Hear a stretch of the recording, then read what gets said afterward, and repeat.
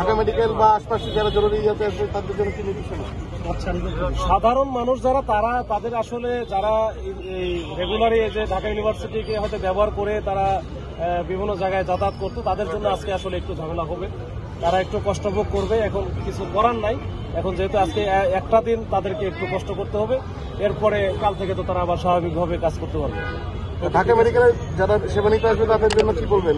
পাশ দিয়ে তো খোলা আছে, আমাদের সব দিক দিয়ে খোলা আছে। এটা ঢাকা মেডিকেল সারা ঢাকায় যে কোনো দিক দিয়ে যাইতে পারবে, জাস্ট খালি ঢাকা ইউনিভার্সিটির ভিতর দিয়ে না গেলেই হয়। এটা আসলে নিরাপত্তার স্বার্থে এটা করা হয়েছে।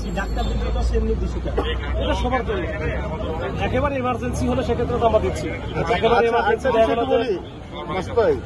যারা অনেকে আছে যাদের কার্ড নাই বা তারা ঢোকার জন্য চেষ্টা করতেছে, তো তাদের বিষয়ে কি বলবেন? যারা কার্ড নাই তারা ঢোকার চেষ্টা করে তো ঢুকতে দেবেন।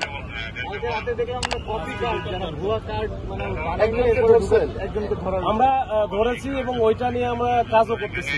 এটা আসলে কোথায় থেকে কেন আসলে, কোনো উদ্দেশ্য, অন্য কোনো উদ্দেশ্য আছে কিনা, বিশেষ কোনো স্বার্থান্বেষী মহলের পক্ষে কাজ করতেছে কিনা, এগুলো আমরা যাচাই বাছাই করতেছি।